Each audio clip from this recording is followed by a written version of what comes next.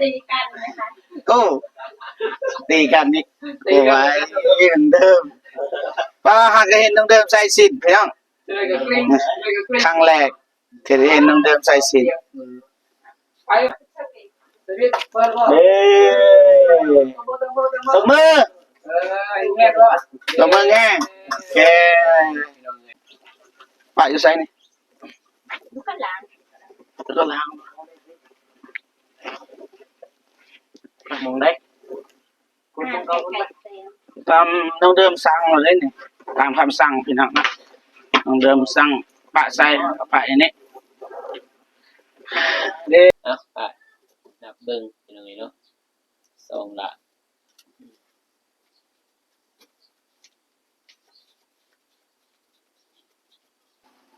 ขอบบุญขอบคุณเด้อทางผู้ใหญ่ใจบุญที่สงสารเมตตาน้องเดิมกับน้องเด่นที่เอาลงภัยคอยแม่พ่อดาราวรขวัญเพชรแม่พุทธวันขวัญเพชรคอยแม่พ่ออยู่เย็นเป็นสุขสุขกายสุขใจความเจ็บอย่าให้ได้ความไข้อย่าให้มีให้ร่ำให้รวยโศกให้มานเฮ็ดเวียนใดก็ขอให้ประสบผลความสำเร็จให้อายุของมันขวัญยืนนอนก็ได้เงินหมื่นตื่นก็ได้เงินแสนเฮ็ดเวียกเฮ็ดเวียกเฮ็ดเวียกน้อยก็ได้หลายเฮ็ดเวียกหลายก็หลายกว่านี้เด้อปรารถนาสิ่งใดก็ได้สิ่งนั้นเด้อแม่เด้อพ่อเด้อสาธุ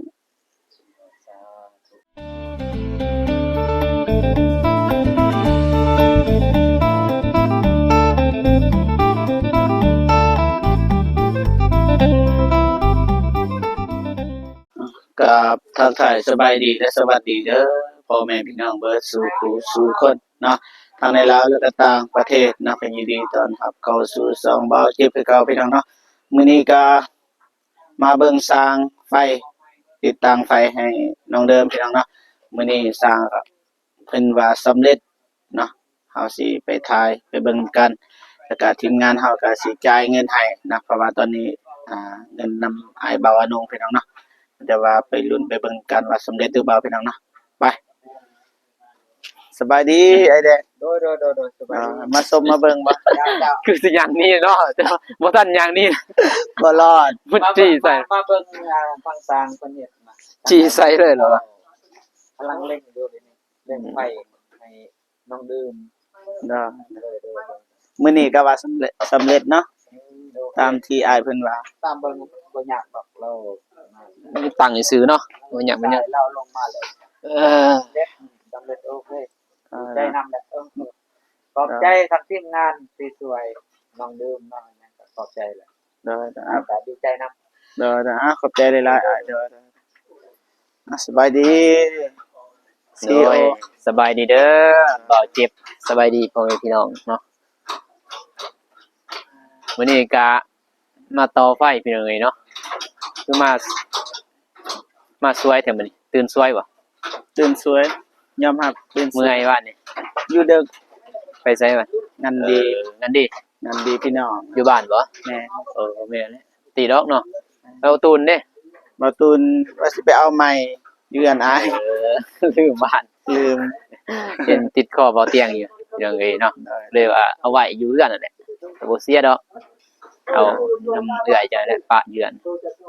บ่ตูนก็เลยแวะไปเอา เรื่องค่าไฟมื้อนี้อาสิจ่ายมื้อนี้หรือบ่ จ่ายเลยครับยัง ถ้าสำเร็จจ่ายเลยนะ เออ มูลค่าอะไรก็4ล้าน 4 ล้าน3แสน 300,000 โดยค่าไฟพี่น้องเอ้ยเนาะ4ล้าน3แสนแต่ว่าบ่าวนุ่งนั้นให้เพิ่นก่อนแล้วเพิ่นว่า2ล้าน3แสนแล้วตอนไปแล่นนั่นแหละเอกสารเพิ่นว่าให้เพิ่นซื้ออุปกรณ์นั่นแหละเพิ่นว่าอยู่โครงการมื้อนั้นโอนให้เพิ่น2ล้าน3แสนให้เพิ่นก่อนอย่างนี้เนาะยังเหลือตอนนี้ก็ยังเหลืออยู่2ล้าน2ล้านกีบยังเหลือ โดย เลยว่าสิเพิ่นติดตั้งให้แล้วเรียบร้อยแล้วก็ จ่ายเพิ่นเลยมื้อนี้ก็สำเร็จเสร็จสิ้นนั่นแหละทางเฮือนน้องเดิมถือเอาไฟเข้าเฮือนก็เรียบร้อยเลยเนาะก็ดีใจทำน้องๆน้องนำแน่แหละดีใจนำเพิ่นพี่น้องเอ้ยเนาะที่มีผู้ใหญ่แหละที่ซัปพอร์ตเกินว่าเรื่องเกินว่าเป็นสะพานบุญให้เพิ่นพี่น้องเอ้ยเนาะเป็นเฮ็ดบุญเฮ็ดศีลนำน้องเดิมนั่นแหละเรื่องฟื้นแสงสว่างให้ทั้งน้องเดิมเพิ่นพี่น้องเอ้ยเนาะก็ดีใจแหละก็เพิ่นก็ถือว่าได้บุญหลายเกินว่า นั่นนะ ได้ให้แสงสว่างให้คนที่เกิดจากซ้ำว่าตาบอดเนี่ยแม่นบ่แต่ว่าตาบอดบ่แม่นสิเดี๋ยวสิ24ชั่วโมงตาบอดแต่ตอน ตอนค่ำเกิดว่าก็เลยว่าให้แสงสว่างตอนค่ำมืดเกิดว่าเฮ็ดอยู่เฮ็ดกินสะดวกสบายแน่แล้วก็การใช้อิหยังนั้นน่ะเกิดว่าตัวนี้เกินว่าทันสมัยก็ยังอันนี้แม่นบ่มีแนวเสียบแนวก็บ่ได้ไปขอเขาอะนะคือแตะกี้มันต้องต่อน้ำมันน้ำนี้แล้วก็โอ้หลายอย่างก็ดีใจนำน้องเพิ่นพี่น้องเอ้ยเนาะ ได้โอเคเด้อขอบใจหลายอ้าย ใจร้ายเด้อ อ๋อสบาย พ่อบ้านนี่เอง เข้าบ้านบ่นี่ พ่อบ้านเนี่ยเด้ โอ้ จบถอยบ่ได้นักเนี่ย อ่าซอยนะ จะพาอีพ่อ เดี๋ยว โอ้บ่ได้ โอ้ยเนาะ น่าคือไหนโอ้ยเนี่ยเบาเว้ยนั่นคือยังไงมื้อนี้ก็บ่ได้มาเนาะมันแล้วเด้แม่นบ่ สบายดีอ้ายน้อยเป็นในบ้านบ่ มื้อที่3 ขออนุญาตติดไม้นะได้อ้ายซื้อหยังนะ ซื้อใส่ผ้า ใส่ผ้าบ้านอยู่ไส กลุ่มกำกอกใหม่ อ๋อเป็นในบ้านรับผิดชอบเป็นนี่บ่หรือว่าจังได๋ แม่นครั อ๋ บ อรับเบิดจักบาท8บาทบาทเท่าเรื่องนะเรื่องง่ายๆเพื่อเสร็จแล้วนี่จนบ่ได้เฮ็ดเวียกงานตัวเอง แม่นบ่ เก็บเงินค่าไฟก็แต่วันที่20ฮอดที่28 29 โอ้ จึงมันแล้ว ดอ ในเดือนหนึงนี่รายรับของภาครัฐนี่ก็40 50นั่นแหละ 40-50ล้าน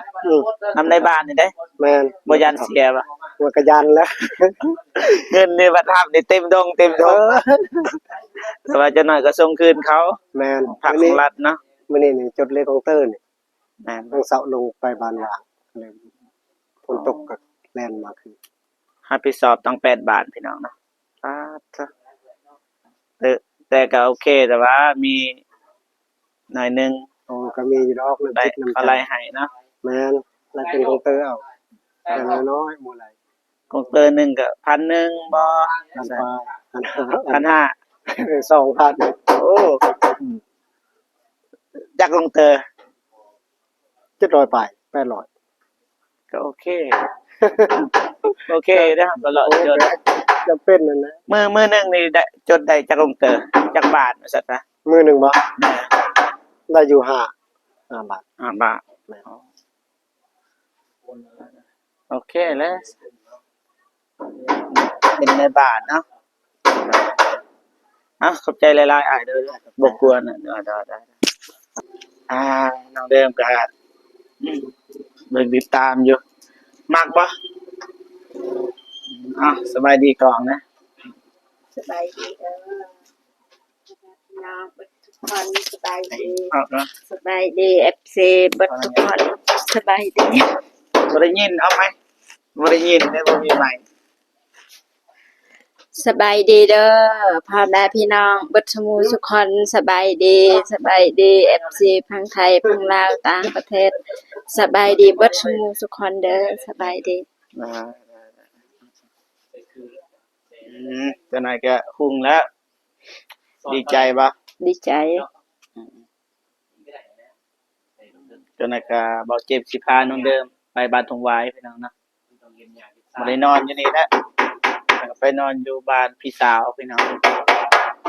ว่าตอนนี้อ้ายเพิ่นก็กำลังทำภารกิจพี่น้องนะยังเบิ่นปานใด ส่วนลายไม่ควรได้ลงมา เบิ่นได้นะไม่ก่อนตกเตเทิงพี่น้องนะ มันลุดมือเนาะเหรอ หลุด โมเมนต์อะไรเนี่ย รถเมื่อยเรื่องเราโอ้ยเขาตัวเดินน้องเด้อในก่อน ไก่แล้วพี่น้อง โอ้ดังเลย ดังเลยตัวแตก ตาห้าไปละโมงเออ อาเซตกระดานไฟอยู่ใส่อยู่นี่ปะ กระดาษ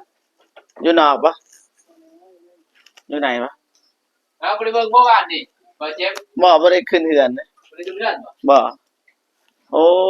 อยู่นี่เนาะคัก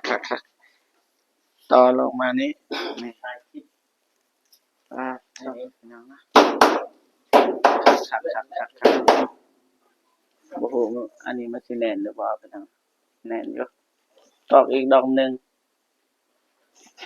แน่นๆเลยพี่น้อง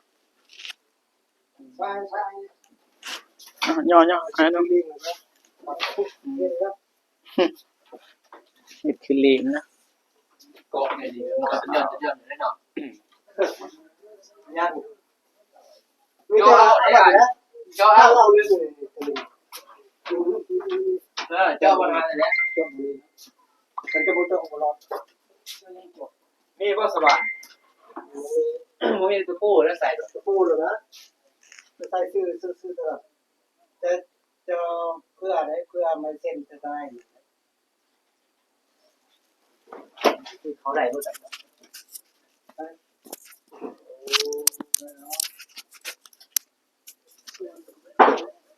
ตอนมวยขึ้นมา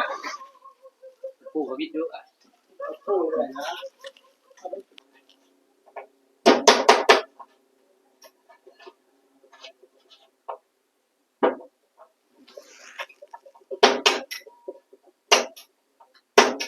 เจาะพี่น้องเนาะเพื่อเอาสายไฟเข้าโอเคแล้วประมาณนี้นะ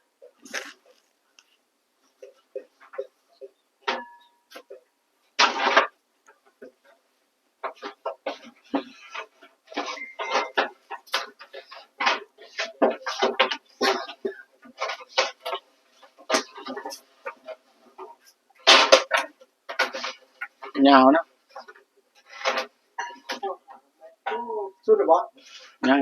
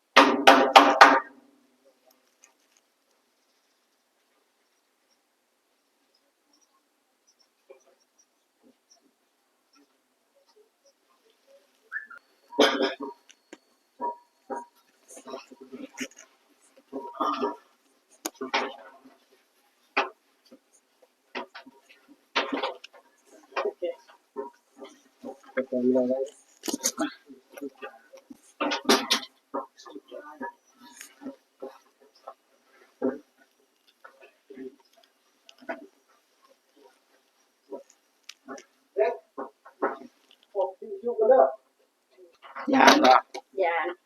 ยานไป เจ็บอย่า เจ็บแล้วพี่หลวง เจ็บมากนี่หน่อยดิสอนเจ็บลงด้วยเดี๋ยวลงด้วยได้หรอว่า เจ้าหลอกลวงใคร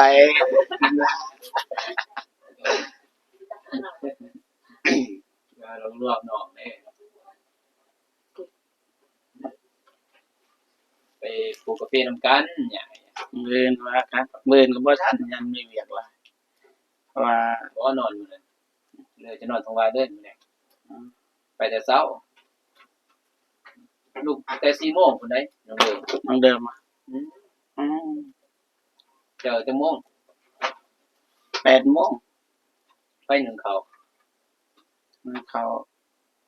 เจ้า อยู่เฮือนปะบ่แม่น ไปหนึ่งไป บ่แม่นพี่เอ้ย พี่ไรก็เมนนะ ไปอยู่น้ำน้องเดิมนี่ไปสิหนึ่งบาท เอื้อยกับพี่สาวนึง 8 โมงจะลุกนี่ไปสิหนึ่ง น้องเด้อมาแล้ว กูเรียนปิดหัวน้องเดิม สายการบ่ได้ตื่นไว้ก็ว่ากันแต่ว่าตอนนี้เฮาบ่ทันได้สร้างครอบครัวบ่ฮู้ว่าเฮาสิตื่นเช้าหรือบ่ เออ เพราะว่าเฮานอนดึกเมื่อคืนก็นอนดึกเลยประมาณ3 โมง ตัวไอ้มุมมากก็จะได้ดิมาเอากันแล้วโอ้ โอ้ยเจ้ายาหยอกเล่น 12 โมงมาลุกเนี่ยแหละเนาะ จังสุริน แต่ จังสุรินบ่รวมจังสุริน เออ สิแท้เขาจักแล้วสุรินจักแล้ว บ่ทันฮู้อ่ะ นี่เราไปเนาะจังสุรินเขาบ่รวมบักควาย อะไรไผพารถลม เจ็บใจก็พอแล้วนะ บ่ทันล้ม เจ็บใจยังมาพาเจ็บ เจ็บโตอีกได้บ้านครัวเลยเนาะ เจ็บร่างกายบ่เจ็บ บ่าว ต้องมา เจ็ เจ็ บบ บ่ปวดบ่ได้เด้ตามผมซื้อว่าเจ็บบ่ปวดเนาะสิว่าเดิมเบิ่งมองบ่ได้เด้แต่เหมือนกันเนาะพอดี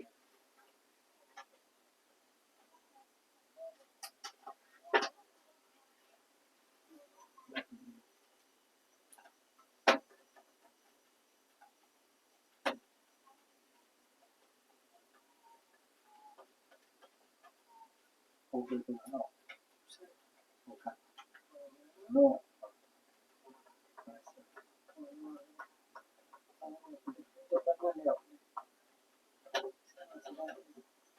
ซื้อผู้บ้านเนี่ยซื้อผู้บ้าน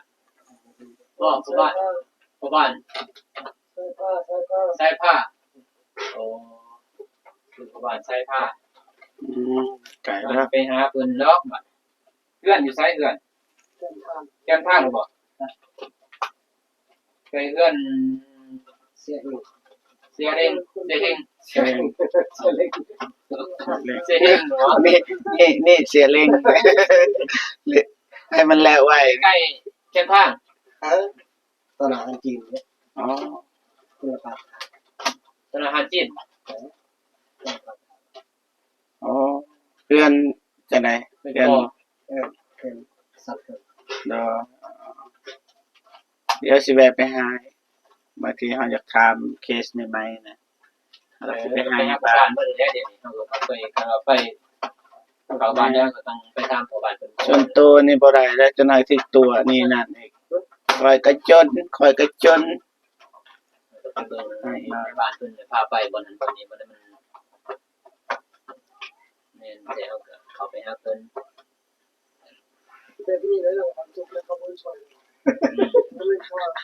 ทุกข์อยู่เนาะทุกข์ใจเจ้า แต่ว่าร่างกายจะมีครบเลย แม่นรถจักคันรถ3คัน2-3คันทุก ทุกข์ใจนี่ เรียนสั้น เฮียนใหญ่ทุกโอ้ยอืมไกลแล้วพี่น้องจักเปอร์เซ็นต์ไอ้ลิไฟน้องเดิมนะ คนที่เก้า ยัง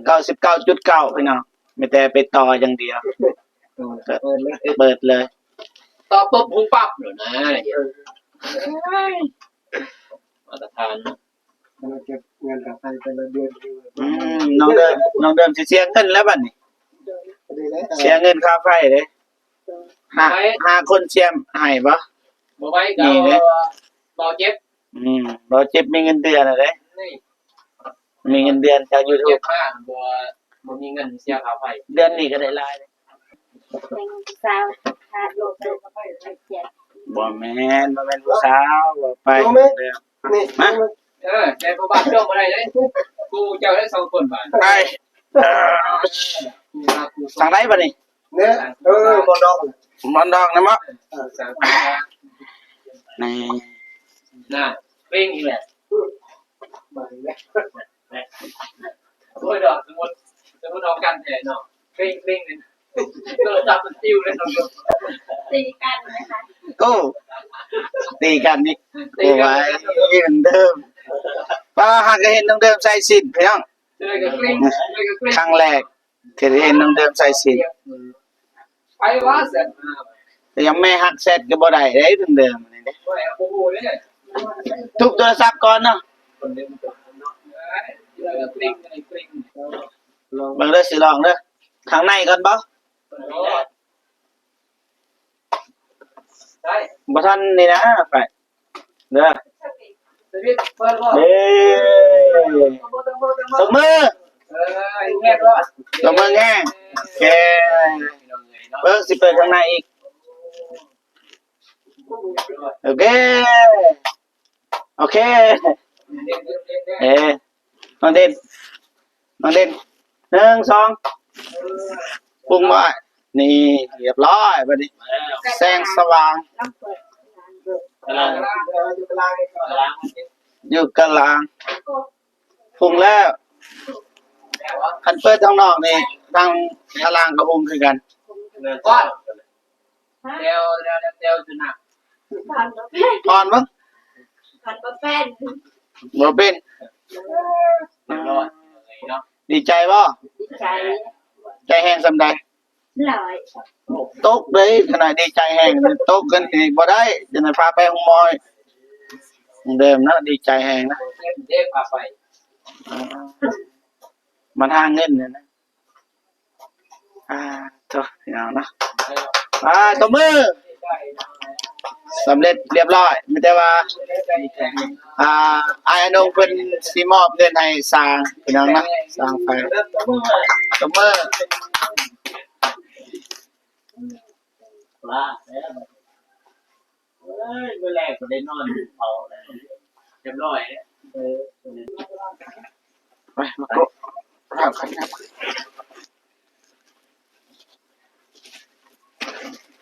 เดินหนูตอนเก็บกวาดใจน้องเดิมเลยเด็กกำลังว่าสิใจน้องเดิมเก็บคนรอดูโซ่ โดยสู้อยู่แล้วเพื่อนน้องเดิมป้าอยู่ไสนี่ ลูกก็หลาน ก็ล้าง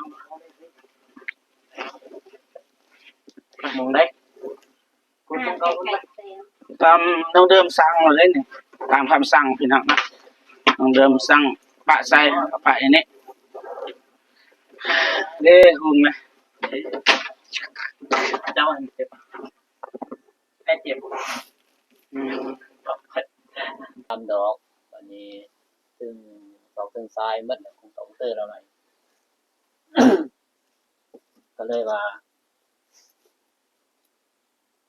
ซื้ออยู่4,300,000เนาะ300,000วันนี้ป้านุ่งก็เลยว่าถอก่อนนี่เป็น2,300,000เลยเนาะ2,300,000นั่นแหละเป็นเงินบาทก็4ล้านคือเท่าไหร่6 4ล้านบ่7,000 7,000เนาะ 7,000 บาท 7,000 กว่าเนาะ7,000 กว่าบาทในเป็นเงินบาทนะเหลือยังเหลืออยู่2ล้านเลยเนาะแล้วก็ดอกไฟอีกพี่น้อยเนาะเติมเป็นว่าดอกนึงอีกขอน้ำเพิ่นเนี่ยเพิ่นถือมาเลยว่า ใส่เลยเพิ่นใส่เลยซะเพิ่นว่าเนาะใส่4ดอกเลยซะเพิ่นว่า4ดอกใส่4ดอกกลางเลยถือดอกนึงเท่าไหร่อ่ะดอกนึง50,000เนาะยังไงเลยสิแบบนี้ให้ทำกันเลยมี2มื้อหลายเนาะจังแล้ว2มื้อยังไงเป็นสำเร็จเสร็จจริงคัน2คนวันนี่แล้วอีเด้อเนาะวันนี้ ผู้เดียวกันเลย ผู้เดียวก็แล้วเนาะแต่ว่ามันคือทรายมานะแล้วลืมทรายซื้อว่าทรายตัวนี้บ่แม่นทรายเขานี่แหละ เขามีอะไรเมื่อเดือนคนทำสกิโล แป้วอยู่พุ่นบ่มื้อนี้ก็แป้วนั่นบ่ บ่เอามาจากบ้านประมาณนี้ เดี๋ยวว่าแป้วที่พุ่นไว้สำวายเนาะมีหอดตาแป้งนะเอ้าไปนับเบิ่งเป็นจังไงเนาะ2ล้าน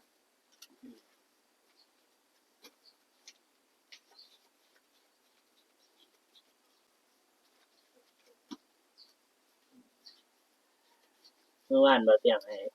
เท่าไหร่วันนี้ 2 ล้าน2ล้าน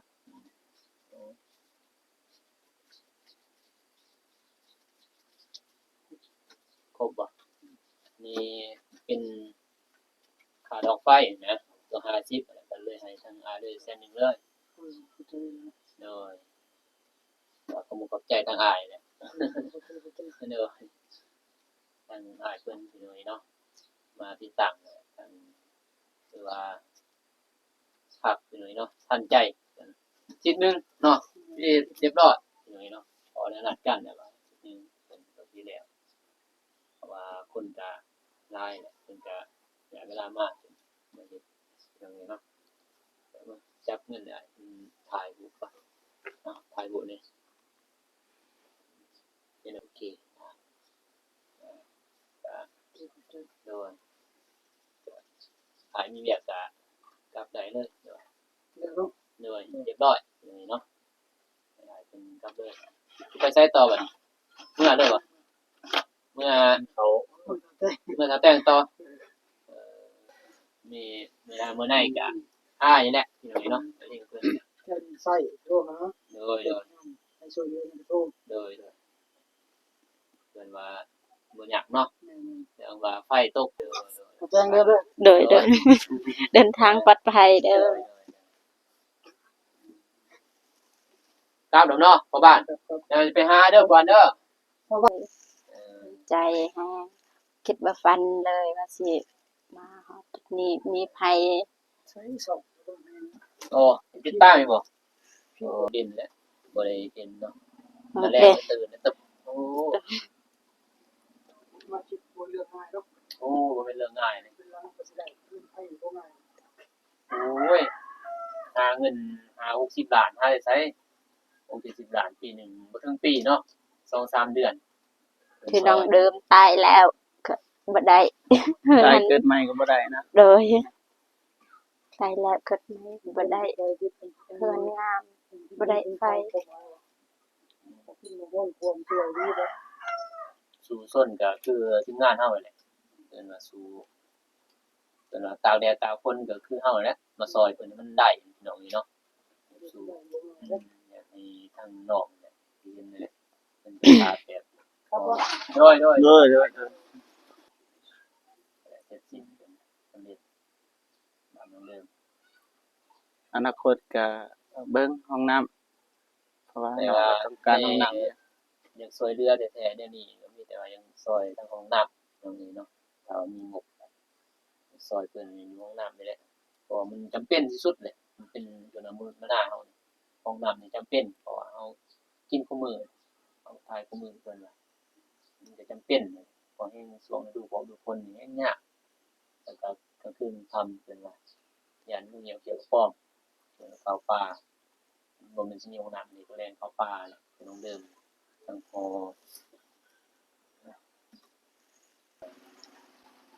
ขอบบุญขอบคุณเด้อทางผู้ใหญ่ใจบุญที่สงสารเมตตาน้องดื่มกับน้องเด่นที่เอาลงภัยขอให้แม่